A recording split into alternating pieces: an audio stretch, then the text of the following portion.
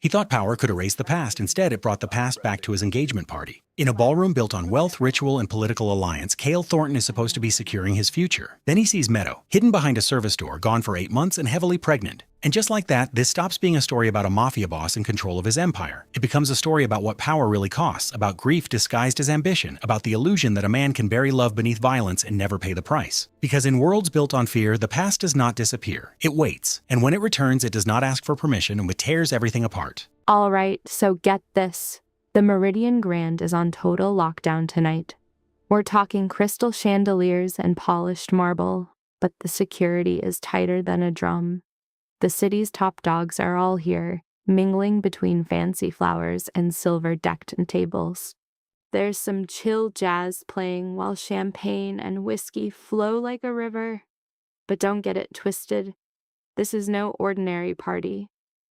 The place is crawling with dudes in dark suits, their eyes scanning every corner, hiding some serious hardware under their jackets. Cameras are watching from everywhere. A handshake here isn't a greeting, it's a loyalty pledge. And why? Because this is the engagement party for Cale Thornton, the undisputed kingpin of the East Coast. At 37, he turned a shadow operation into a legit-looking empire from New York to Miami. Tonight is supposed to be the start of a new dynasty, locking in his marriage to Priscilla Hargrove, the only kid of the Southern boss, Raymond Hargrove. This ain't about love, fam. It's a straight-up merger of America's two biggest crime syndicates, with a guest list of ghosts you'll never read about. They're all packed in the main hall. No phones allowed, but every single eye is a camera, catching every detail. Everyone's faking smiles and raising glasses, except for our guy Cale. He's just standing there in a flawless tux, barely touching his drink for a whole hour. This dude is built like a brick house with a face carved from stone, and people literally stop talking when he walks by. But his eyes, those chilling gray eyes that scare the hell out of the underworld, are completely vacant. He's like a ghost at his own party. Priscilla's right beside him, looking like a knockout in a skin-tight red dress dripping with diamonds. She's got the perfect look, the perfect smile, and her hand is glued to Cale's arm, making it clear to everyone. He's hers. She leans in, smile never fading, and whispers, "You look like you're at a funeral, not your own engagement." Cale cracks a tiny, cold smile. "I'm fine." The words are pure ice. Priscilla either doesn't notice or doesn't care. Yeah, she's definitely choosing to ignore it. She just turns away and flips that perfect smile back on. Poised, confident, a total powerhouse. She's the perfect queen for the Thornton dynasty and the wife everyone thinks Cale should have. But Cale knows the real score. The woman next to him is just a business contract in a red dress. He looks around at all these guys schmoozing, making fake promises. They're all either sucking up to him or terrified of him. Everyone wants a piece of his power. He should be on top of the world. But just 2 years ago, his life was the complete opposite. No empire, no muscle, just danger, and the only person who ever really saw him. A memory he tries to bury every single day. But memories are hunters, and they strike when your guard is down. Cale's eyes snap open. He needs air fast. The huge ballroom feels like it's shrinking around him. He heads for the balcony, his right-hand man, Sterling, following 3 steps behind like always. He steps out into the freezing Manhattan air. The city below is just a sea of lights. He just stands there for a minute, staring down at it all, before turning around and heading back into the belly of the beast. Walking back down the hall, he passes a service door that's slightly open. He hears some clatter and then a voice. "I'll take that tray. Go rest for a moment."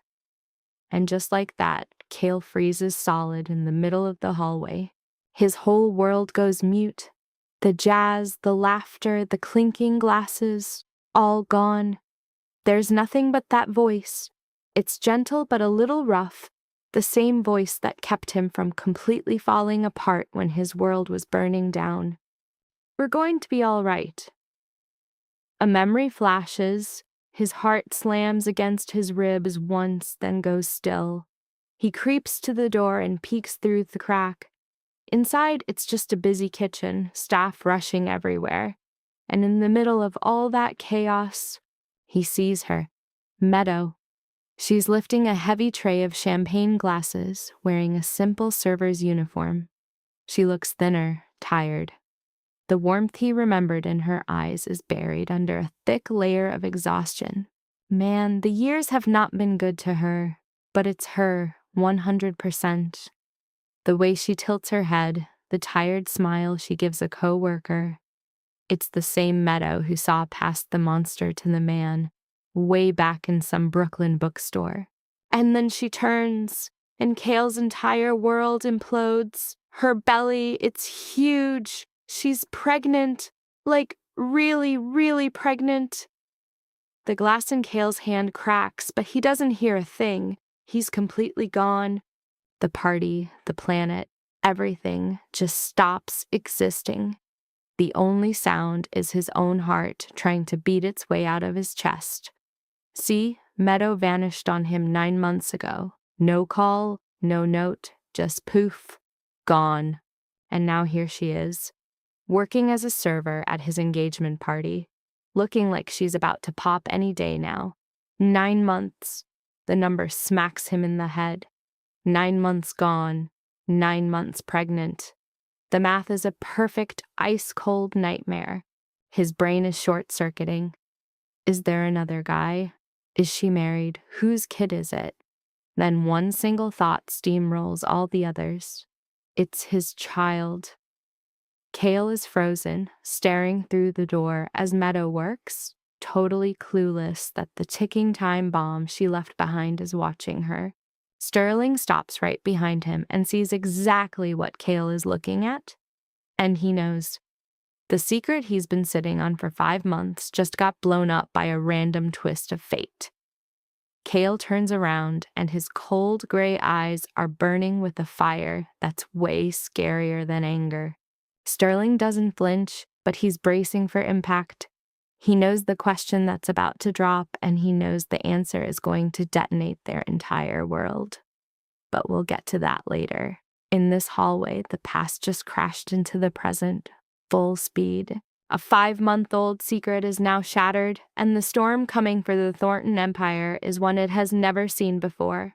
Stick with us, because Kel's next move is about to change everybody's destiny. He turns to face Sterling, and the air gets heavy. The crime lord's eyes are no longer cold. They're furnaces, lit up by something deeper and scarier than pure rage. A look Sterling has never seen in 12 years. No yelling, no fists.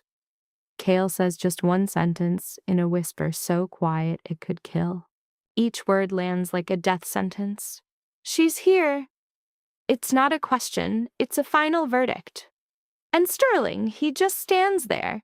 He doesn't look away, doesn't make an excuse. He just gives a single, slow nod, a confession. In that hallway, the silence is deafening. Beyond the door, the party is still going on. Music, laughter, a whole different world. But in this corridor, the air is so thick you can't breathe. Kale's gaze is locked on Sterling, and he isn't blinking. For 12 years, Sterling has been his shadow through gang wars and exile, where life and death depended on a single look. 12 years of loyalty just incinerated. The questions are clawing at Kale. How long? And the one that stings the most? Why? He's dying to ask if Sterling knew about the baby, if he knows who the father is, to ask if Meadow had any clue he was spending his nights wide awake in an empty mansion, wondering if she was even alive. He wants to scream every last wound, but he can't. Not here. The most dangerous people in the country are just feet away. So Kale shoves down the rage and the betrayal, holding back a volcano with sheer willpower. When he finally speaks, his voice is terrifyingly calm. Secure the service entrance. Lock it down. Nothing in, nothing out. Sterling gives another single nod. No questions, no excuses. He knows the payback is coming, just not right now. All he can do is follow the order and hope this whole thing doesn't destroy them all. Cale pivots and walks away. His footsteps on the stone were a total performance, each one perfectly even and controlled. But inside, his world was cracking up. He threw open the ballroom doors. A blast of light and sound hit him. Hundreds of clueless, smiling faces turned his way. Over by the stage, Priscilla was schmoozing a senator's wife. The second she saw him, she turned, flashing a flawless smile as she held out her hand. Cale slid in next to her, his hand landing on her back in that classic power couple move. He raised his glass to their guest. So glad you could make it. His voice was perfect, his smile even better. The whole act was a 10 out of 10, except for the dead look in his eyes. An emptiness only someone who'd known him forever could spot. Priscilla either didn't see it or decided to ignore it. She just kept playing the part of the perfect fiancé to the East Coast's top dog. But Cale was already gone. Sure, his body was in the shiny hall, whiskey in hand, next to the woman he was supposed to marry. But his mind was in a service hallway, with a slim woman in a plain uniform, her rough hands holding a tray, and her body carrying a child that might just be his. He brought the glass to his lips, and this time, he actually drank. He let the whiskey burn all the way down, praying it would kill the acid, eating him alive. But the booze wasn't strong enough. Nothing could wipe out the image of Meadow in that uniform, thin, exhausted, and carrying a secret life he never knew he'd helped start. 8 months, the number twisted in his gut like a viper. And try as he might, the past came rushing back. He was yanked back to an afternoon in Brooklyn, to a tiny bookstore, back to her laugh when he messed up a shelf, and back to the second everything blew up. Rewind 2 years to a chilly October day. Cale Thornton walked into a little bookshop tucked away on a quiet Brooklyn street. A little bell chimed, announcing he was there. Inside it smelled like old paper and pine, and a soft light lit up bookshelves that stretched to the ceiling. In here there were no security cameras, no guards with hidden guns, no one looking away when he passed. Just books, silence, and a girl at the counter totally absorbed in a story. Cale was on the hunt for a 1925 first edition of The Great Gatsby, a private hobby the underworld knew nothing about. Get this. The most feared man on the East Coast was a collector of old novels. Any rival who found out would laugh their head off right before they shot him. But in this quiet place, he wasn't a kingpin. He was just another customer. When the bell rang, the young woman looked up from her book. Her light brown hair fell around her shoulders like a soft halo. Her eyes were warm, curious, and showed zero fear. She had on a big cream sweater with the sleeves pushed up to her elbows, and her smile was so genuine it almost made him forget he'd just ordered someone's ruin. "Good afternoon," she said. "Looking for anything special or just browsing?" Cale paused, really looking at her, before saying quietly, "First edition, Fitzgerald." She nodded to the left. "The rare collection is over there." He went to the shelves she indicated, checked the titles, but found nothing. He checked the next row, and the one after that. From the counter, her voice floated over, filled with amusement. "That's romance. You're in the wrong section unless you want the special edition Gatsby wrote for his girlfriend." Cale slowly turned to look at her. When was the last time someone had dared to joke with him? He honestly couldn't remember. His life was a constant stream of fear, butt-kissing, and plots. Nobody ever teased him.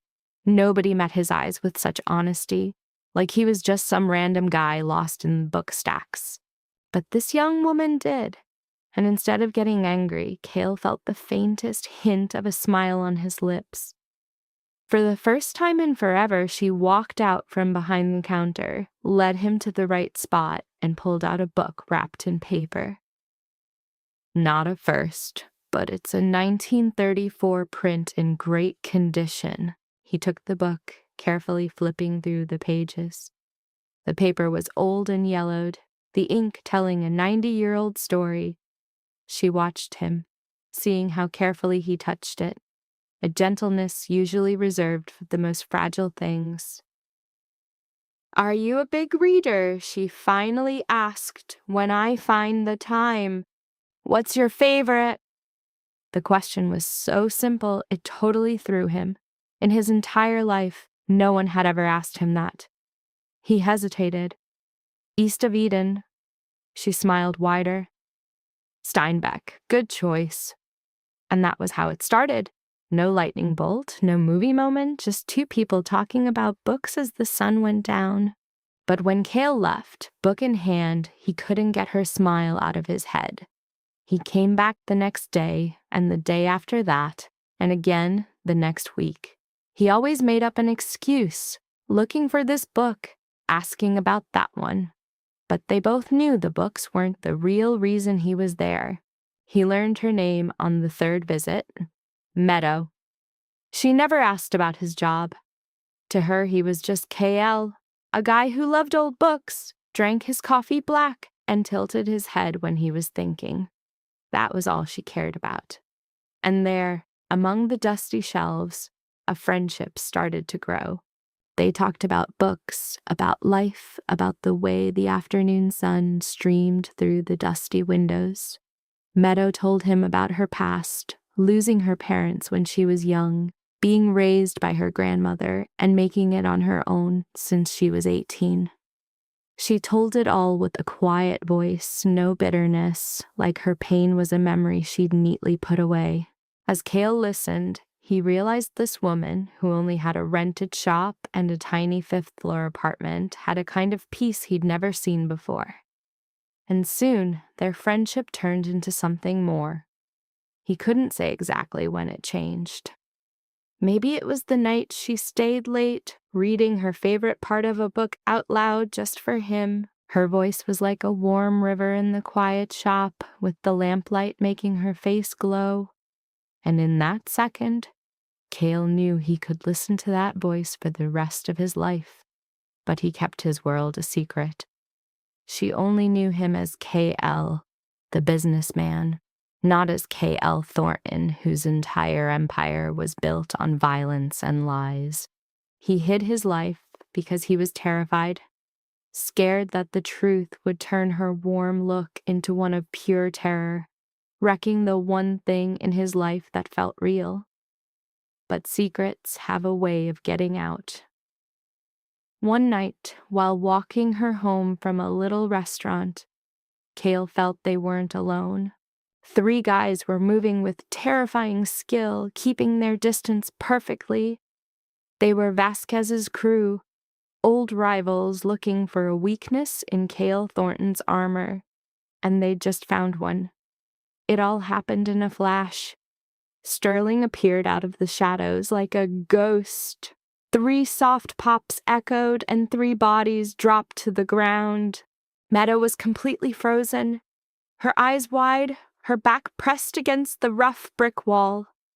She stared at Sterling, at the gun still letting out a thin wisp of smoke.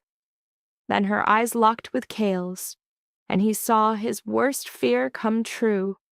Not terror, but understanding. The truth finally clicked for her. He wasn't just a businessman. She now knew he was something way, way more deadly. For 3 days after that night, there was nothing but silence. Meadow dodged his calls. The bookstore stayed locked up. His texts were ignored. For 3 days, Cale just stood outside the shop, watching the closed sign, and the East Coast's baddest man felt a cold fear no enemy had ever given him. The terror of losing someone. Then, on the fourth day, his phone buzzed. It was Meadow. Her voice was quiet and a little shaky but clear. "I love the man that you are, Cale. Not the name, not that other life, just you." Cale stood frozen in his office, phone pressed to his ear. In that moment, he knew he was going to make her his wife, whatever it took. Cale and Meadow got married on a quiet Saturday afternoon at Brooklyn City Hall. There was no huge ballroom, no crowd of guests, no fancy band, no expensive champagne. It was just the two of them, a judge and Sterling as their witness. Meadow wore a simple white dress from a thrift shop, her brown hair falling over her shoulders, holding a tiny bouquet of wildflowers Cale bought from a street vendor. Her smile was so bright, Cale was sure he'd never seen anything more beautiful. He slipped a thin silver band on her finger. No diamonds, no gold, just a ring he could afford now that his whole empire was gone. And to him, it was perfect. But the price for that perfect moment showed up way faster than they expected. News of the wedding shot through the underworld in less than 48 hours. Brantley Thornton called his son to the family mansion one last time. The meeting was over in less than 5 minutes. Cale walked in to find his father behind a huge desk, his face looking like it was carved from ice. He didn't shout. He didn't slam the table. He just said 4 words. "You are erased from the Mafia world." Getting disowned by his father wasn't some simple family argument. It wasn't about losing his credit cards. It meant losing absolutely everything. The territory Cale used to run was given away overnight. His 20-man security team just disappeared. His bank accounts were frozen. Allies who had sworn they'd die for him now ghosted him so fast he could feel the breeze. To make things worse, Raymond Hargrove took the broken engagement to Priscilla as a massive insult. He was not the forgiving type. Within a week, the first threat was delivered. So the old man's warning shot wasn't a call or a letter. It was painted in blood. Cale and Meadow were holed up in some tiny third-floor walk-up in Queens with floors that squealed on them. They get back late one night to find this door cracked open, but inside, not a single thing was out of place. But splashed over their bed in crimson were the words, "No father, no anything." Meadow just froze solid, her eyes locked on the wall. Cale saw her hand start to shake like a leaf, but she tried to hide it, gripping her shirt. Still, she didn't cry, didn't scream, didn't ask a thing. She just turned to him, her voice steady despite the tears in her eyes, and said the words that would become her lifeline. "We are going to be okay." They were gone that night, moving to a smaller, grittier place. Cale tried to start over, but in his world, having no family means you have zero backup. Every single hustle he tried to line up got systematically destroyed. His father's shadow snuffed out every connection he made. The money ran out, and the danger ramped up. Cale took on sketchy jobs for vicious people, selling pieces of himself just to make rent. And that's when he started to break. Meadow saw the change clearer than anyone. The guy who charmed her in that bookstore was gone, replaced by a man who never smiled. His eyes held a permanent darkness from sleepless nights and grim choices he never told her about. He'd come home later and later, sometimes with bloody knuckles, sometimes smelling of gunpowder. He stayed quiet. She never asked, but the truth was a ghost between them. Meadow started asking herself a terrifying question. Would any of this be happening if it weren't for her? The answer was a hard, brutal no. Without her, he'd still be a prince in his father's empire with an army at his back. He would have married Priscilla Hargrove, joined 2 dynasties, and become the most feared crime boss in America. Instead, he was in a dump with a bookstore girl, making lethal deals to stay afloat.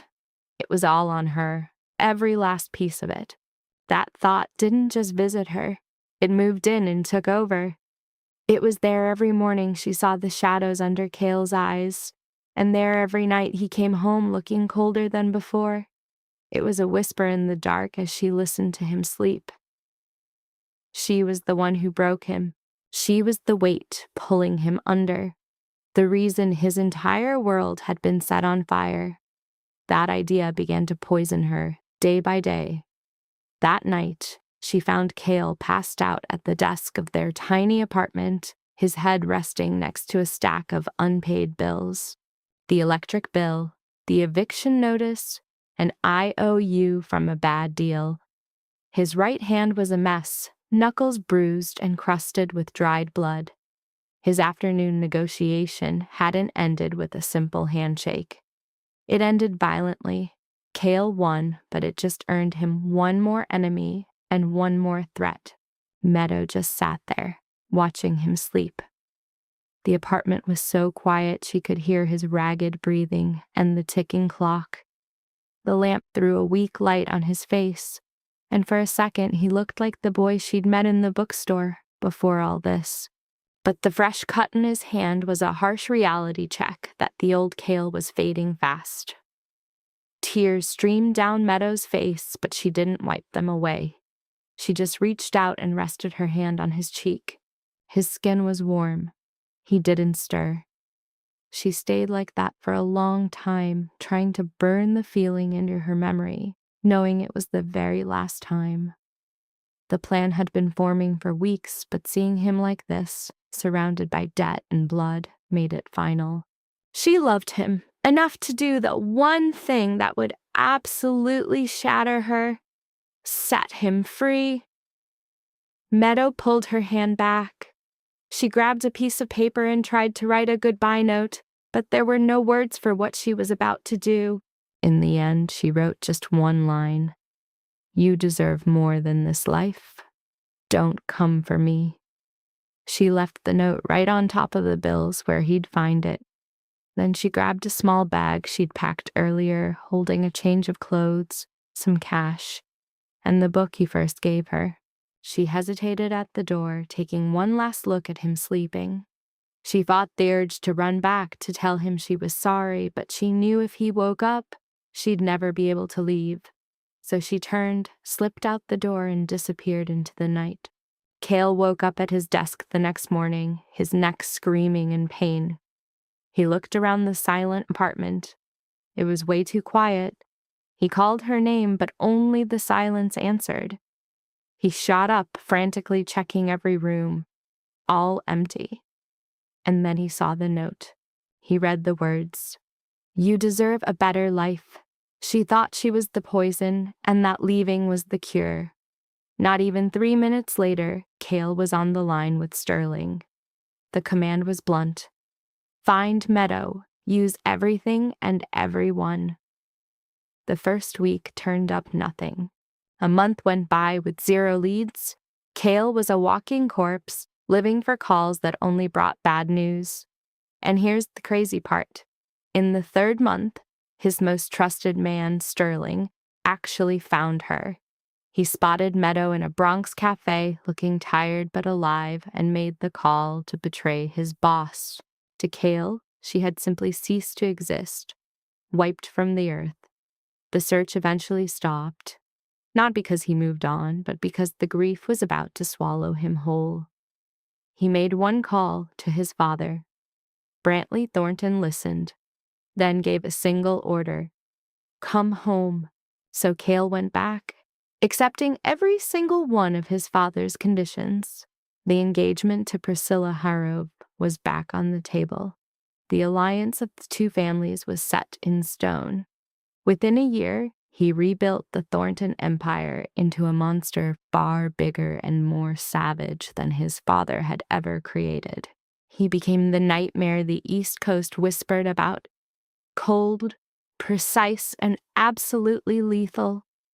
But hidden in his desk was a small velvet box containing the cheap silver ring he'd put on Meadow's finger. It was the only thing he could never bring himself to get rid of. Now, Priscilla Harrove was nobody's fool. Growing up with Raymond Hargrove, family dinners were silent wars. She could read a man's tells before she could read a book. And tonight, Cale was an easy read.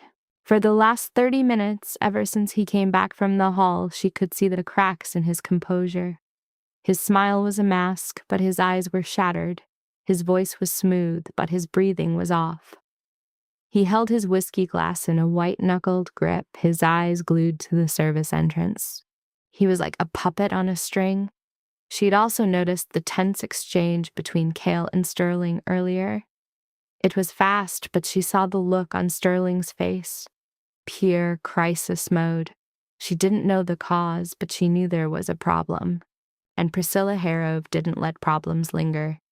She excused herself, slipped over to the service entrance, and peered through the door's gap. Among the blur of staff, one figure caught her eye. A young woman in a server's uniform, her hair in a neat braid, holding a tray of glasses, and she was extremely pregnant. Priscilla frowned. She'd never met Meadow, but she knew Cale. A pregnant server showing up on his engagement night and rattling him this badly, that was no accident. Priscilla didn't ask questions or make a scene. As the Southern mob's heir, she worked in the shadows, cleanly and quietly. She pulled out her phone and summoned the hotel manager to a private corner. A man in a gray suit appeared, looking terrified. "One of your staff is pregnant," Priscilla said, her voice like velvet, her words like knives. "For an event this secure, that is a liability. Get rid of her. Now."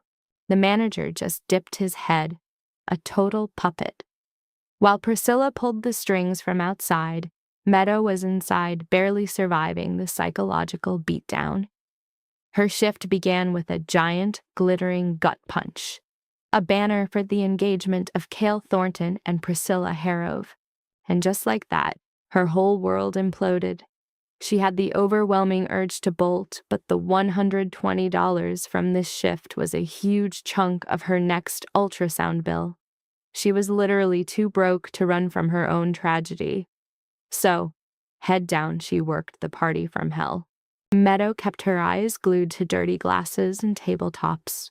Anything but the main event. But for one split second, she peeked through a door crack and saw him. Cale, the center of this universe, looking like a straight-up CEO of the Mafia in his tux, his face all sharp angles. The nation's 1%ers buzzed around him like he was their king. This wasn't the guy she knew from their tiny apartment, the one passed out over eviction notices. This version of Cale was a titan, a force of nature. He'd become exactly who he was meant to be. And against all odds, Meadow smiled. It was a flash of a smile, half heartbreak, half pride. "You did it," she whispered, a secret just for her and the baby bump.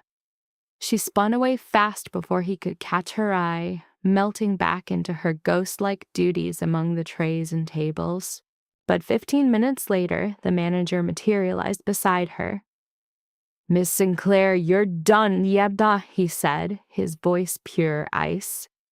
"Protocol says pregnant staff are a liability at A-list events." Meadow stared him down.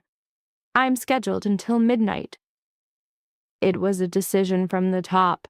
"Now, collect your things and leave." "And my pay for the night?" The manager suddenly found the floor absolutely fascinating. "That is under review." The unspoken fat chance was deafening. Meadow knew the drill. People like her don't get to make demands. She just took off her apron and folded it. She grabbed her small cloth bag from a locker where 2 guards were already posted at the back door. They escorted her out like a criminal, not an 8 months pregnant woman who'd just worked for 3 hours. The heavy door slammed shut, sealing the deal. Meadow was left on the pavement as the Manhattan night gnawed at her skin. The wind sliced right through her cheap coat. One hand cradled her belly, her bag slung over her shoulder. The walkway was dead empty, lit by sickly street lights. She looked up at the black sky. took a breath, and started walking, all alone, just as she'd been during the absolute worst period of her life. Cale, meanwhile, lasted exactly 15 minutes after telling his man Sterling to watch the service door. For 15 minutes he played the part, smiling and schmoozing while his soul was a dumpster fire. Then he cracked. He ditched his whiskey, fed Priscilla some line about a security issue with Sterling, and made a beeline for the service hall. Priscilla clocked his exit. Her smile didn't twitch, but her eyes narrowed for a nanosecond. She knew. Cale shoved the service door open. Inside, staff were scrambling everywhere. His eyes scanned the room.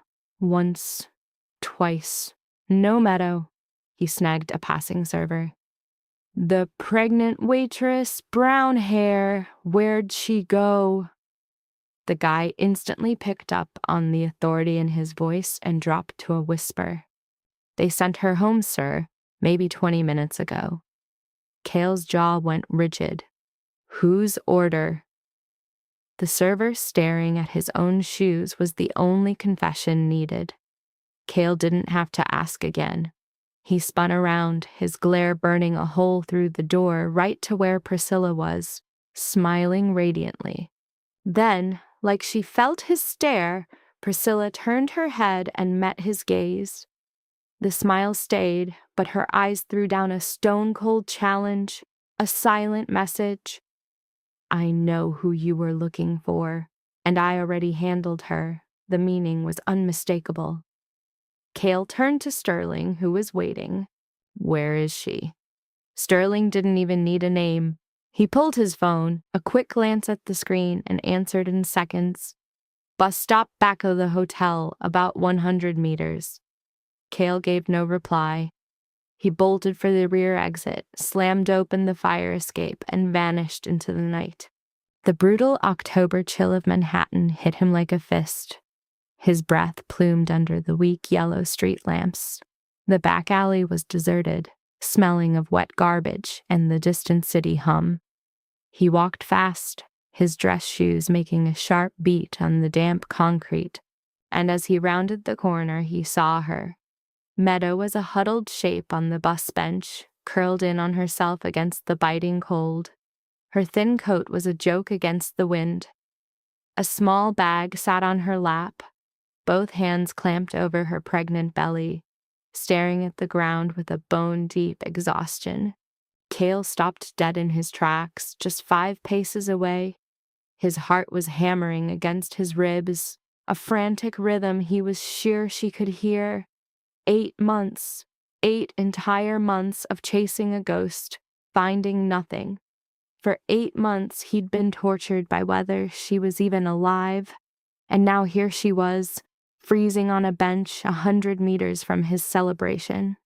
The sound of his steps made Meadow look up. Her eyes went wide, pupils blowing out as she recognized him. Pure animal instinct made her stand, one hand shielding her stomach as she stumbled back a step. Cale. His name was a ghost on the wind. He looked at her, really looked at her. Her face was gaunt, with sharp cheekbones and dark hollows under her eyes, but they were the same warm eyes, the same ones that had destroyed him from across a Brooklyn bookstore. His gaze then dropped, inevitably, to her stomach. It was huge, round, impossibly close to term. His jaw locked so hard, a jolt of pain shot through it. A heavy silence crashed down, thick with the weight of 8 months of nothing, a wall between them. Finally, Cale's voice came out, a low, controlled tremor, every word carrying 1,000 sleepless nights. Whose is it? Her eyes darted to the empty street, the passing headlights, anywhere but the inferno in his eyes that was boring into her soul. She had prepped for this. From the second she saw that engagement banner, she knew he'd ask this exact question, and she had her lie locked and loaded. Not yours. Her voice was stronger than she felt, a tiny victory. But her hand was a traitor, tightening over her womb, a tell Cale caught instantly. He knew she was lying. His entire life was built on reading people. It's how he stayed alive. And Meadow, the woman he knew better than himself, was a terrible liar to him. Her eyes were shifty, her fingers were clenched white, her voice held, but her next breath was a fragile, shaky thing. He knew, but he held off on calling her out. Not yet. Just then, a contraction rippled through her. She flinched, her hand pressing down as her breath hitched in a sharp gasp. A flash of raw pain crossed her face before she could mask it, but Cale saw. His focus shifted, taking in the entire heartbreaking picture. The worn-out sneakers, the joke of a coat for a Manhattan October.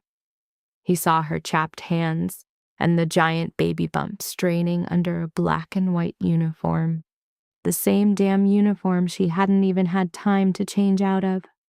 She was about to give birth standing in the cold at 11 p.m., just fired and robbed of her pay.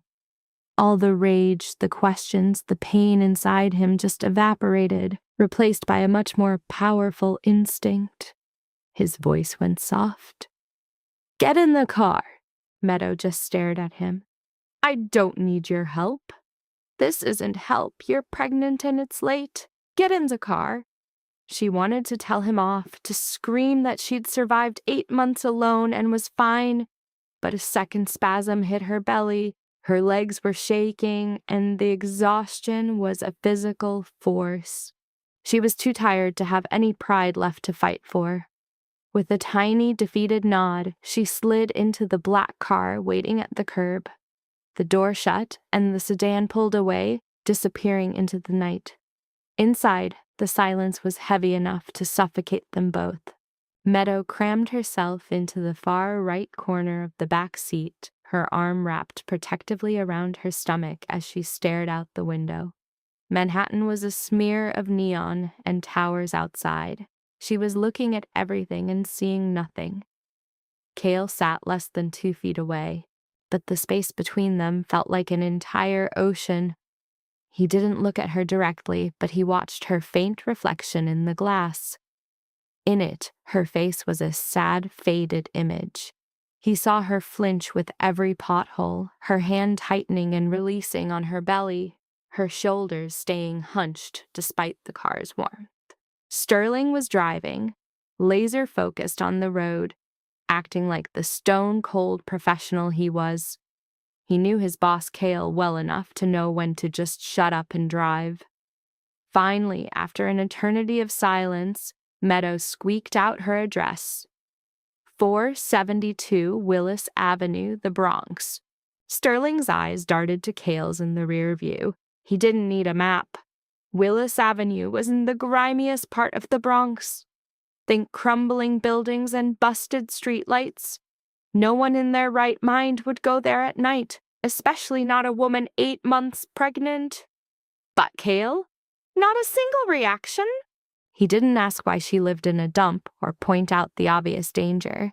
His jaw just clenched harder, the muscles in his temples popping as his reflection seemed to get darker. The heavy silence rolled back in. As they drove over the bridge, the lights streaked across the car's roof like silent lasers. Meadow was trying so hard to stay awake, but her body wasn't listening. 8 months pregnant, 3 hours on her feet, getting fired, and now this reunion with Cale? It was a knockout combo. The pressure on her eyelids was insane, and her head started to bob to the side. Her breathing evened out, and just like that, she was out cold. For the first time since she got in, Cale turned and actually looked at her. Not her reflection, but the real deal. Meadow was passed out, head against the seat, one hand protectively on her stomach, the other totally limp. In her sleep, some of the stress lines on her face eased up, but you could still see the damage from 8 brutal months. Dark circles under her eyes, a face way too thin from lost weight. Her shoes were thrashed, her hands were rough, a world away from the soft hands that used to flip through books, and you couldn't miss the baby bump under her uniform.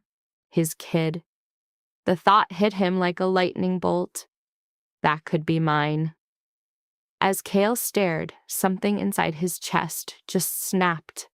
Not some big explosion, just a tiny crack in the emotional fortress he'd built for a year to keep her out. He leaned forward, speaking just loud enough for Sterling. "Take us home." Sterling just nodded. No questions, no surprise.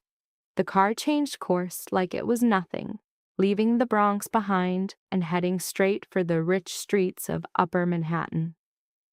30 minutes later, the sedan pulled up to the massive iron gates of the Thornton estate. The guards knew the car on sight, and the gates swung open without a sound. They drove down a long stone driveway lined with huge oak trees, with soft lights glowing on the perfect lawn.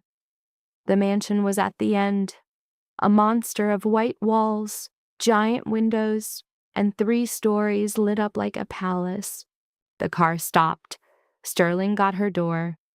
Cale gently tapped Meadows' shoulder. She jumped awake, blinking, totally lost for a second. Then she saw what was outside the window, and her eyes went wide with shock. This was definitely not Willis Avenue. This was the kind of mansion you only see in magazines. She whipped her head around to Cale, about to argue, to tell him this was nuts and she didn't belong. But she was too exhausted, and his voice was dead calm when he said, "Come on, you need to rest." He led her inside, through a front hall bigger than her whole apartment, to a guest room on the first floor. Servants appeared out of nowhere with fresh clothes, warm towels, and a tray of food. Meadow was just going through the motions like a zombie. 8 months ago, she'd bolted from a tiny apartment with just a bag and a few $100. Now she was in the mansion of the East Coast's most dangerous man, pregnant with a baby he knew nothing about. She wanted to say something, to explain everything, to apologize. But the second she hit that mattress, which was softer than anything she'd felt in forever, her body just shut down. She was asleep instantly. No dreams, no nothing. For the first time in what felt like a lifetime, the Thornton mansion was dead quiet after midnight. The staff had vanished into the woodwork. The whole house was silent except for a big clock ticking in the hall and the wind brushing against the windows. Up on the second floor, Cale was sitting alone in his massive study. The place had skyscraper ceilings and a glass wall overlooking the glittering lights of Manhattan. A huge black oak desk sat in the middle of the room, totally organized with neat stacks of contracts and a couple of phones. The shelves were lined with books, business trophies, and some charity awards he used to look like a legit citizen. But Cale wasn't seeing any of it. His eyes were locked at the bottom right drawer of his desk, the one he hadn't opened in months. Not because he forgot, but because he knew opening it would rip open a wound that never stopped hurting. Tonight, he caved. He pulled it open, slow and heavy, and there it was under an old file, a small black velvet box. He picked it up and opened the lid. Inside was a simple, thin silver ring. No diamonds, no gold. It was the most expensive thing he could buy with his own money, back when he had nothing. It was the same ring he'd put on Meadows' finger at Brooklyn City Hall. He held the ring, feeling how light it was, and the memory hit him hard, her finger shaking as he slipped it on. Next to the box was a cheap photo, one corner bent. It was them, in front of a Brooklyn bookstore, Meadow beaming with pure joy, her head on his shoulder, holding some old book. The Cale in that photo was actually smiling. A real smile, the kind his face didn't know how to make anymore. He put the picture down, leaned back, and just stared at the ceiling. In the past 12 months, he had rebuilt a whole empire from scratch. The Thornton business was now twice as big as it was under his dad. Money was pouring in. He had power from New York down to Miami. Allies were lining up to kiss his ring. His enemies were gone. On paper, he was winning at life. But sitting there in the middle of the night, holding a cheap silver ring, Cale finally admitted the truth he'd been running from for 8 months. Nothing had filled the void she left. Not the power, not the money, not Priscilla, not even the empire. 0. He put the ring down, picked up the intercom, and called for Sterling. 2 minutes later, a knock. "Come in." Sterling walked in, closing the door quietly behind him. He stood straight, hands behind his back, face totally blank, but his eyes were sharp. Those were the eyes of a man who knew the drama was about to pop off. Cale didn't tell him to sit, didn't offer a drink. He cut right to the chase. How long? Sterling didn't have to ask what he meant. He knew. Since the 3rd month after she left. Cale's jaw tightened so hard you could hear his teeth grind. 5 months. For 5 whole months, Sterling knew where Meadow was and said nothing. Why? Sterling looked Cale dead in the eye, no flinching. Because you were starting to get over it. You were back in the family. The empire was growing. The deal with Priscilla was moving forward. Everything was on the right track. He paused. If I had told you where she was, you would have thrown it all away again. And this time, there was no guarantee you'd come back. Cale's fist clenched on the desk, his knuckles turning white.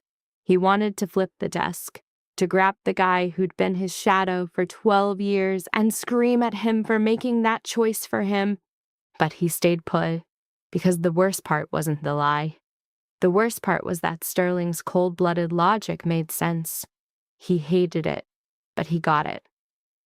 What else? Cale's voice was a low growl. Sterling swallowed hard. I knew she was pregnant. About 5 months ago. The room felt like it dropped 20 degrees.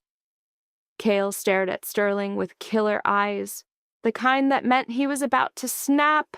You knew she was having a kid and you kept your mouth shut. Sterling didn't back down. I wasn't sure it was yours. But you had a feeling. That wasn't a question. It was an accusation. The silence between them was deafening. Sterling not answering was all the confession Cale needed. He stood up slowly, the chair making a long, sad sound as it scraped the floor. The 2 men faced off. 12 years. For 12 years, Sterling was his right-hand man, the one guy he could always count on, the only person Cale ever trusted completely in a life where trust gets you killed. Get out of my sight, but you will stay on her every second. If a single hair on her or the kid's head is harmed because you failed me again, so 12 years of loyalty won't save you from what I do to you. Now go. Sterling gave a single sharp nod, his face pale but determined. He turned, walked out, and slipped into the hall. And for the first time in 12 years, when that door closed, Cale didn't see a loyal friend. He saw a man who now owed him a blood debt, a debt that could only be paid with Meadow's safety. He lingered in the study, his eyes glued to the silver ring. Finally, he snatched it, shoved it in his jacket's inside pocket, and hit the hallway. His feet took him straight down to the first-floor sitting room where Meadow was. He cracked the door open without a sound and slipped inside. The room was dark, lit by just one lamp throwing off a soft glow. Meadow was crashed out on her side, one hand under her head, the other covering her belly. She was breathing deep and steady, looking more peaceful than Cale had seen her in all the chaotic months before she vanished. He just stood over the bed, watching her. Suddenly, a twitch under the blanket. A tiny kick from inside made the fabric jump. Cale stopped breathing, He slowly sank onto the edge of the bed, dead silent. He reached out a shaky hand, his fingers barely trembling, and placed his palm flat against her stomach. The baby kicked again, right into his hand, stronger this time, more real, like it knew he was there. Cale kept his hand rock steady, hardly daring to breathe, feeling that little life moving under her warm skin. His daughter. He didn't need a test. He didn't need any proof. He knew it with a certainty that made no logical sense. This was his kid. Meadow stirred in her sleep, but stayed down. Cale pulled his hand away, stood up, and faced the door. Before ducking back into the hall, he took one last look at her. And right there, in the quiet darkness, a decision formed in his soul, solid and unbreakable as steel. He was not losing her again. Meadow woke up just as the first bit of morning light cut through the curtains.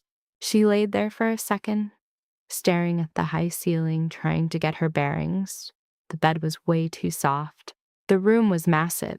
The air felt too clean, not like the usual damp smell of her place in the Bronx. Then last night's chaos came rushing back, and it clicked. She was at the Thornton estate, in Cale's house. She sat up carefully, using one hand to support her belly's weight, and spotted a set of comfy clothes folded on a nearby table. She got changed, splashed water on her face in the attached bathroom, and when she came out, a staff member was already there with a tray, fresh fruit, toast, eggs, juice, and a glass of warm milk. Meadow just stared at the food, a lump forming in her throat. For months, breakfast had been half a loaf of stale bread and some water. She ate slowly, and every single bite came with a sharp, weird feeling of shame. She had just put her glass down when a knock came at the door. It was quiet but firm. She knew exactly who it was before the door even opened. Cale walked in. He'd swapped the tux for a black shirt and dark pants, sleeves rolled to his elbows. His face was a blank mask, but his eyes screamed all-nighter. He dragged a chair to face her, with just a small table separating them. The silence was so thick you could feel it. Then he spoke, his voice totally flat. Not mad, not nice, just pure business. Last night you told me the baby isn't mine. A chill shot through Meadow's chest. She kept her face perfectly blank. That's right. Cale just tilted his head, pinning her with a look she remembered all too well. It was the look he used when he was tearing someone apart, hunting for the tiniest crack in a lie so he could rip the truth right out. Sterling was watching you for the last 5 months. All the blood drained from Meadow's face, her skin turning to ice. He knew where you were, what you did, who you saw. Cale's voice was a relentless machine. And in those 5 months, you didn't see anyone. No other guy, no new hookups. There was just you, your job, and a stomach that kept getting bigger. Meadow's hands started to shake. She hid them under the table, twisting the fabric of her pants. Her eyes burned, but she choked back the tears, trying to hold her ground behind the wall she'd spent 8 months building. Cale leaned forward, planting his elbows on his knees, his stare like a bear trap. The room felt like it was shrinking, giving Meadow zero room to breathe. I will ask one more time, whose child is it? His voice got lower, more intense, each word landing like a ton of bricks. Meadow fought to keep her voice from shaking. For 8 months, she'd carried this secret all by herself. She had cried through so many nights alone, only to wipe her face and deal with the next day. She had stared at ultrasound pictures, whispering to the baby that her mom would figure things out. She had told herself leaving Cale was the only way, that he had a new life she couldn't just blow up. But now, trapped by the same eyes she used to wake up to, the whole act fell apart. Her composure cracked, then completely shattered. Tears started rolling down her cheeks. Yours. The word was barely a whisper, but it hit Cale with more force than any slug he'd ever taken. He jolted back in his chair, the air suddenly thin. His hands, which were resting on the armrests, began to shake, something that hadn't happened in years. The same hands that were steady during life or death fights were now trembling over a single word from her. A daughter. He was about to have a daughter. A child that had been growing for 8 months without him even knowing. 8 months of Meadow, carrying that all on her own, going to appointments on her own, terrified of the future on her own. A massive silence stretched between them. Meadow wiped at her tears, her breathing a mess. I didn't know I was pregnant when I walked away, she choked out, her voice cracking. Weeks later, I found out. By that point, you were back with your family. The empire was solid. I saw you in the news with Priscilla. Strong, successful. You finally had the life you were supposed to have. She swallowed hard. I couldn't drag you back down with me. Cale took in every word, and each one felt like a shiv to the ribs. Not because her reasoning made any sense, but because she actually believed it. She honestly thought that ghosting him, hiding his kid and suffering alone for 8 months was a gift. That twisted sacrifice cut him way worse than any betrayal ever could. You made that choice for me, he said, his voice tight with anger. You decided to leave for me. You decided to hide my daughter for me. You decided I didn't get to know. Meadow's head dropped, her tears hitting her stomach. I was afraid. Afraid of what? That you would hate me. Those words were like a pressure valve. All the rage just fizzled out of Cale's chest. He really looked at her, saw the tears, the hand on her belly, and his fury just dissolved. Something deeper and more painful took its place, and then the baby kicked. It was a sharp, definite kick that made Meadow gasp and slap her hand to the spot. Cale watched the little ripple move under the cloth. His daughter, alive, right there. He stood up and moved to the bed, sitting beside her. He was so close now she could feel his breath. When he finally spoke, all the rage was gone, replaced by total, unshakable resolve. You are not doing this alone anymore. That afternoon, Cale took Meadow out to the garden behind the mansion. It was a huge, perfectly kept space, closed in by massive green hedges, with a marble fountain singing in the middle. The October sun was just warm enough to chase off the last of the night's cold. A light wind rustled the oak trees, sending a few yellow leaves drifting onto the grass. They sat on a stone bench near the fountain, letting the sound of the water fill the quiet between them. But this wasn't a heavy silence. It wasn't like the silence from the bus stop, full of lies and questions. And it wasn't the silence from that morning, which got blown apart by tears and truth. This was something different, a quiet shared by two people whose love had once been everything. They sat next to each other, not needing to talk to fill the void. For the first time in 8 months, there was nothing between them. No lies, no secrets. Just Cale, Meadow, and the new life inside her. She looked out at the garden, took a deep breath, and felt 8 months of stress start to melt away. Then, without saying a thing, she took his hand and laid his palm against her belly. Cale let her guide him, staying completely still. His hand was warm on the fabric.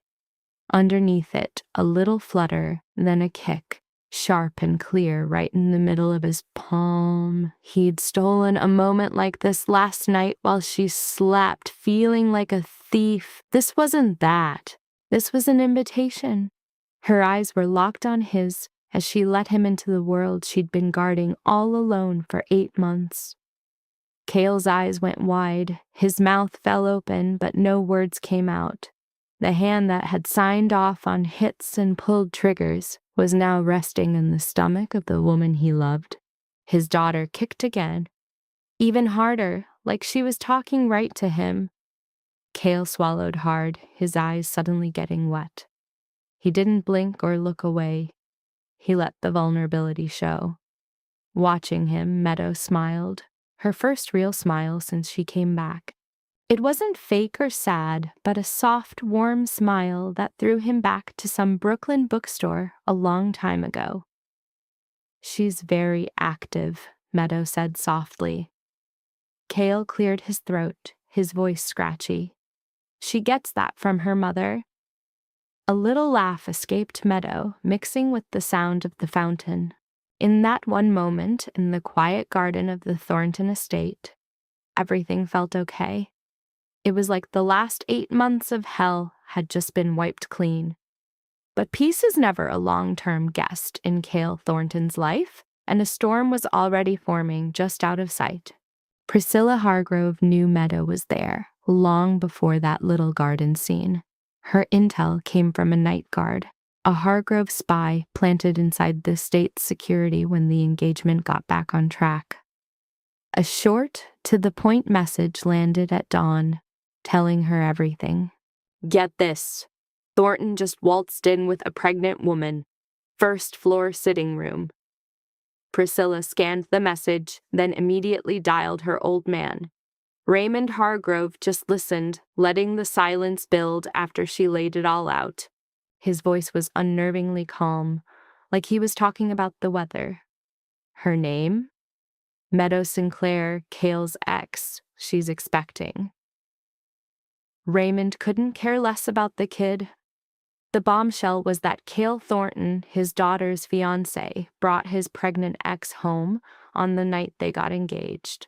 Raymond saw the play instantly. If this engagement self-destructs, the whole Thorne and Hargrove alliance goes down with it. Years of deals and treaties would evaporate, creating a power vacuum that would have their enemies drooling. A family war would kick off. People would end up in body bags. This was about survival, not his daughter's feelings. "I'll handle this," Raymond stated, then cut the call.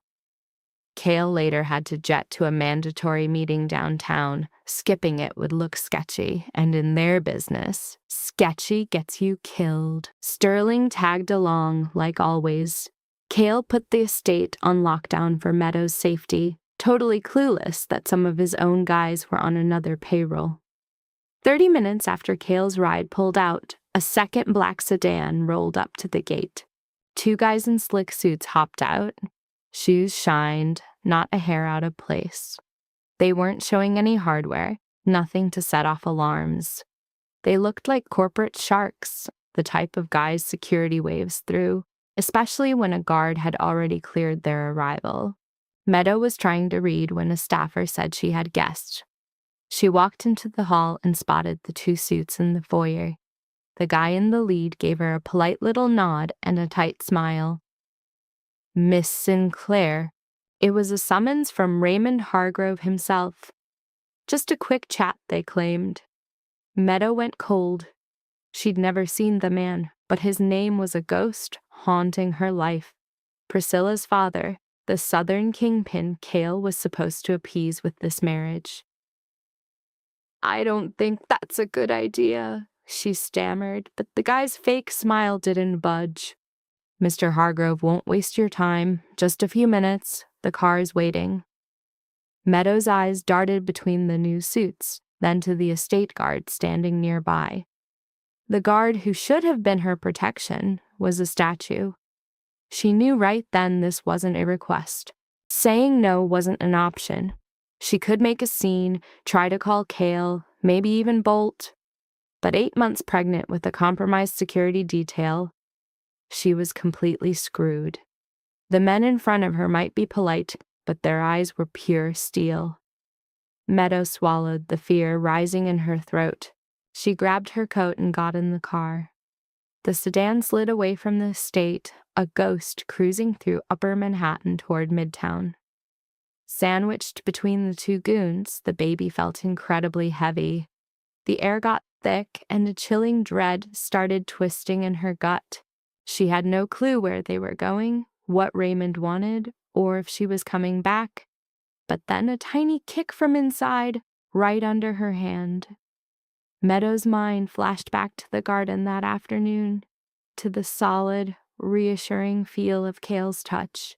She remembered the pure awe in his eyes when the baby moved, the raw emotion when he whispered, "She's just like her mom." Meadow took a slow, deep breath, pressing her hand on her stomach to find her nerve.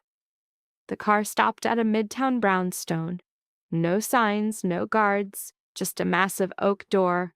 Anyone walking by would think it was a law firm or some exclusive club. And they'd be sort of right, except the members here settled things without lawyers. They led her inside, down a dark hall, past an empty bar that smelled like old cigars and leather, and up to a private room. The door swung open to a room way smaller than she pictured. A desk, 2 chairs, 1 lamp, curtains pulled tight. Behind the desk sat Raymond Hargrove, 62 years old, silver hair, a hard face, and eyes like freaking razors. He was rocking a gray 3-piece suit without the tie, looking more like a CEO after a brutal day than a mob boss. He didn't even stand up. His cold gray-blue eyes just scanned her, sizing her up from head to toe. He took in her thin face, her huge belly, her worn-out shoes, and the hand protectively covering her baby. He motioned to the chair. "Sit down, Miss Sinclair." Meadow did, not out of respect, but because her legs felt like they were about to give out. Raymond just watched her for a beat, his voice slicing through the quiet, calm, and absolutely chilling. It was the tone you use to close a deal. "I've got nothing against you, Miss Sinclair. You're just a girl who picked the wrong guy at the wrong time." Meadow stayed silent. "However," Raymond continued, "you're a massive problem, and I don't think you get how big." He leaned in, planting his elbows on the desk. "This thing between my daughter and Cale isn't about love. It's a business treaty. We're talking territory, power, and cash flow. This marriage keeps the peace. If it falls apart, it creates a power vacuum. And a vacuum, Miss Sinclair, always gets filled with blood." He said blood like it was nothing. "Breaking this deal means war, a war with actual casualties. Not just 1 or 2, we're talking dozens." Meadow felt like all the air had been punched out of her, her hand clenching on her belly. Raymond clocked her reaction, then pulled a fat envelope from a drawer and set it on the desk. $200,000 in cash. He pushed it toward her. "California, Texas, Europe, your pick." He leaned back, totally confident. "The deal is simple. Vanish from New York tonight, and you never, ever contact Cale Thornton again." The silence was deafening. Meadow stared at the envelope. More money than she'd ever seen in her life. It was a get-out-of-jail-free card. A new start, a safe place, everything for the baby. An end to slinging drinks while 8 months pregnant. Her gaze shifted from the cash to Raymond, then down to her belly, and something inside her, forged in months of hell, started turning to iron, and that iron spine straightened up. Meadow pushed back her chair and stood, slow and heavy with her child, her eyes locked on Raymond Hargrove. "I survived for 8 months on my own, Mr. Hargrove." Her voice was steady, not a single tremor, for the first time in forever. "Pregnant? Waiting tables, scrubbing floors, sleeping with a chair under a broken doorknob. I don't need your money to make it. I already have."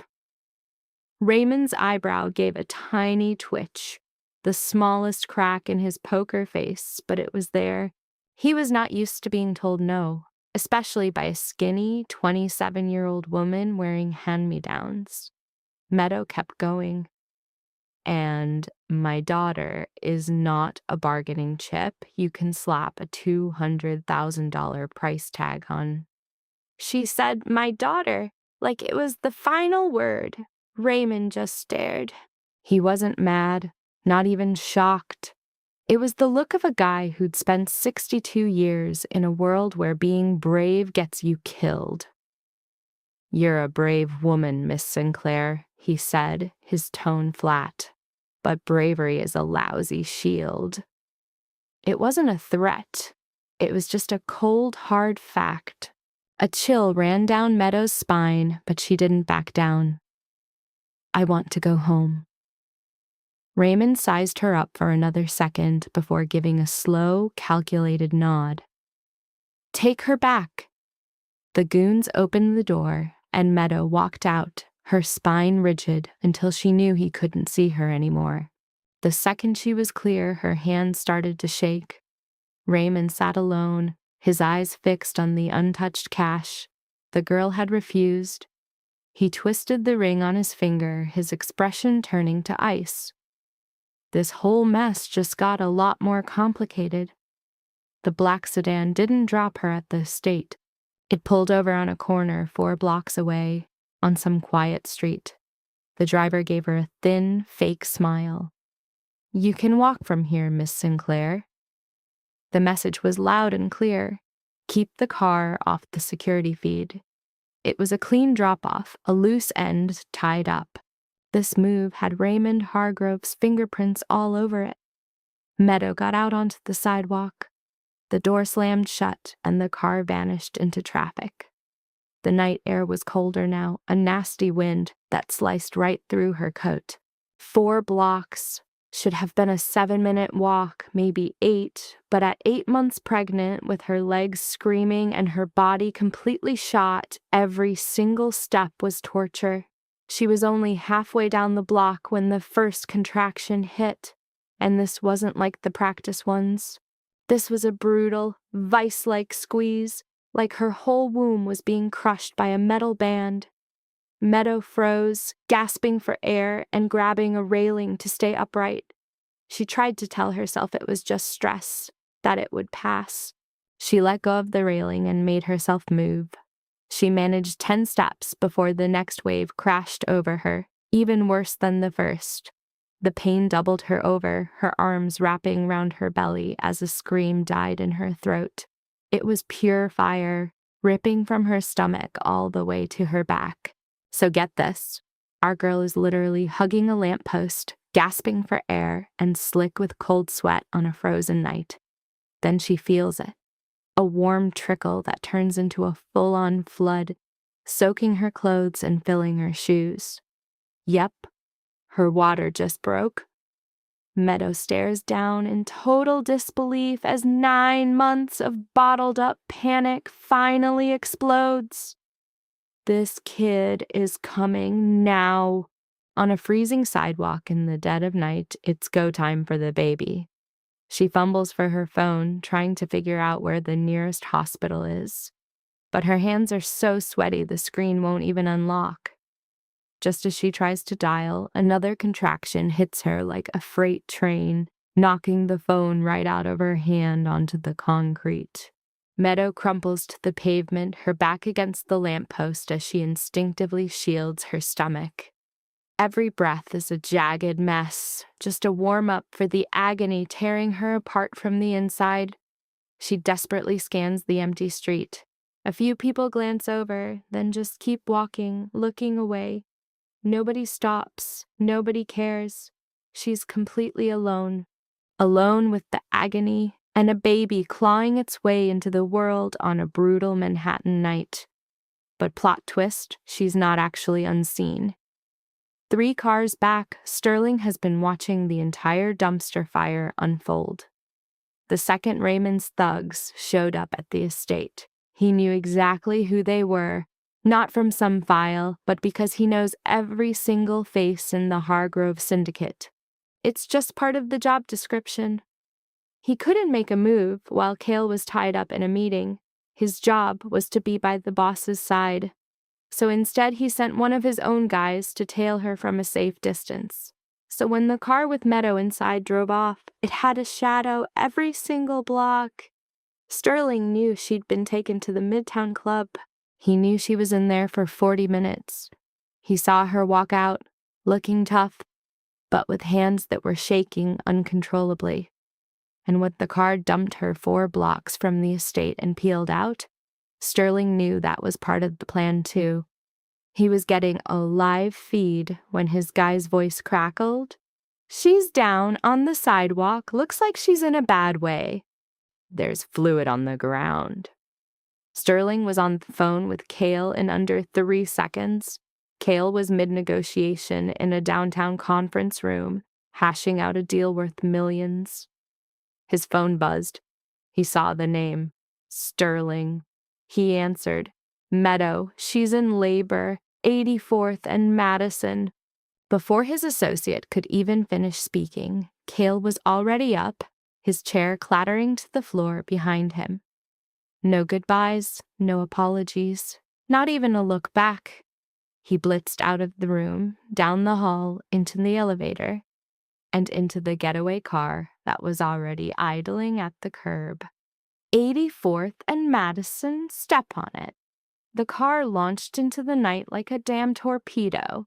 In the back, Cale did something he hadn't done his whole adult life. He started to pray, not to any specific god, just repeating the same thing over and over. She has to be okay. The baby has to be okay. Let her be okay. 7 minutes later, the car screeched to a halt. Cale was out before the engine died, and then he saw her. And there was Meadow, slumped against a lamppost, her face completely drained of color. Sweat matted her hair to her skin as she clutched her belly, her mouth wide open, taking these awful, shallow breaths. He ran, skidding to his knees in front of her. Meadow, her eyes swimming with pain, finally found his. "I'm so scared." Cale hooked one arm under her back, the other under her legs, and lifted her like she was nothing.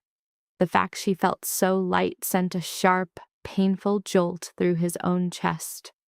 She grabbed his shirt, her head falling to his shoulder as another contraction ripped through her, tearing a scream from her right next to his ear. "I've got you," he growled, his voice unbreakable, even as his own world was imploding. "Yeah, I've got you," he said again, getting her into the waiting car. They gunned it to the hospital as the contractions got worse, coming faster and hitting harder each time. Meadow was crushing his hand with every wave of pain. But Cale held on just as tight. The hand of a Mafia Don was shaking for the first time, not for himself, but for the woman he loved and the child he hadn't even met. The car screamed up to the ER at Mount Sinai, tires protesting on the wet pavement. Cale was already lifting Meadow out before Sterling could even get the door. She was still latched onto his shirt, her face ghost white, her hair soaked with sweat. The contractions now hitting so fast there was no break between them at all. A medical team swarmed out with a gurney. Cale laid her down gently, but her hand stayed clamped on his shirt. "Don't leave me. I'm not going anywhere." They sprinted her through sterile, fluorescent-lit halls, bursting through double doors into the maternity ward. The doctor on call did a quick check, confirming what Cale's gut was already screaming at him. She was way deep in labor. This baby was coming like yesterday. They rushed Meadow into a delivery room, a blindingly white space that smelled like pure antiseptic, with a monitor beeping out a steady rhythm. Nurses moved like ninjas, getting their gear ready. The doctor got in position, totally chill, while Cale stood by Meadow, her hand squeezing his until his knuckles were bone. The next contraction slammed into her, and a scream tore out of Meadow. Not a quiet one like before. This was a raw, unfiltered roar of pure, hellish pain. Her body coiled up, her face twisting as tears just poured down her cheeks. I can't do this, she choked out between waves, her voice totally breaking. I can't. Cale got in close. His voice, a weapon the underworld only knew as an order or a death sentence, was now softer than he ever thought possible. You're the strongest woman I know, Meadow. You made it 8 months by yourself. You went toe-to-toe with Raymond Hargrove. You're stronger than anyone I have ever met in my entire life. And you're going to do this. You hear me? You will do this. Meadow looked up, her vision a blurry mess of tears. Her warm brown eyes met his cold gray ones. And right there, in that sterile room, in the middle of all that agony, she saw something in his face she could actually hold on to. The doctor cut in. On the next one, you need to push. Push with everything you've got. Meadow just nodded, her grip on Cale's hand turning to solid steel. The contraction hit. She bore down, crying out, then pushed again, her entire body lifted off the bed, the muscles in her neck popping against her sweaty skin. Cale held her, his eyes locked on her, never leaving, even as her screams stabbed him right in the heart. That's it. Keep going. I see the head, the doctor called out. Meadow pushed one last time, the pain so bad she felt like she was being ripped in half. She squeezed Cale's hand with a force that should have shattered his bones, but he didn't even flinch. One more time. The last one. Meadow took a ragged breath, looked right at Cale, and pushed with every last drop of strength she had, with all her loneliness, her fear, and her love for this child. And then a cry erupted, tiny but totally powerful, sharp, and alive. The tension in the room, so thick you could cut it with a knife, just shattered at that little sound. The first announcement of a brand new life.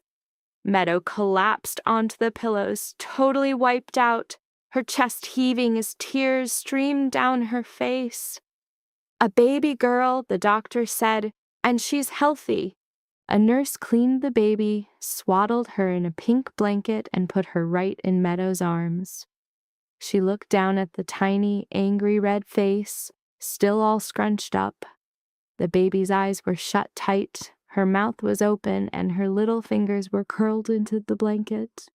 Meadow's own tears started falling, spotting the cloth around her daughter.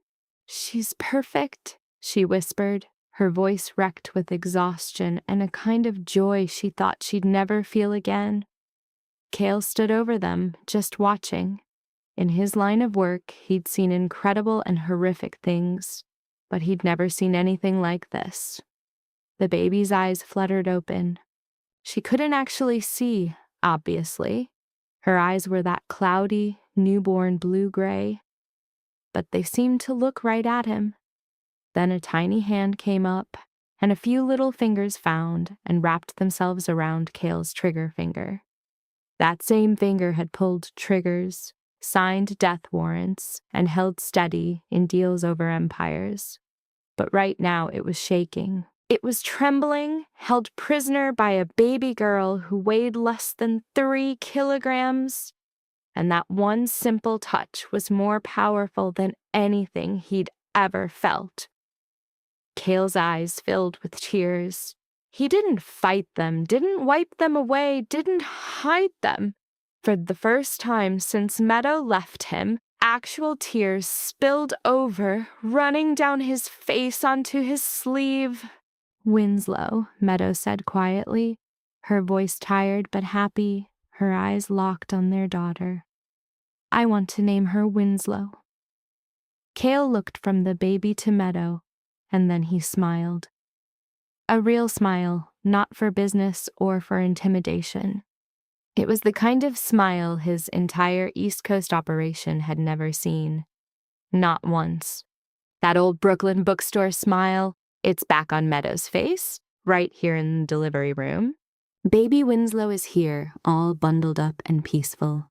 And for once, Meadow's face shows pure calm. Kale's on dad watch, totally lost in the moment. And bam, the door just swings wide open. Kale instantly flips into bodyguard mode. But plot twist, it's not an enemy, it's his old man, Brantley Thornton. This guy is Kale's final boss version, colder, harder. They lock eyes. It's been 2 whole years. Last time they talked, "You're dead to me."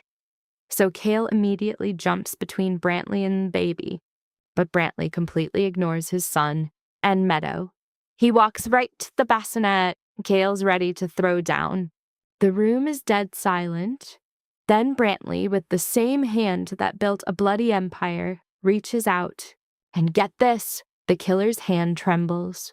The ice-cold dawn shakes at his granddaughter's touch. Then, the baby wakes up. Her little baby eyes lock right onto him.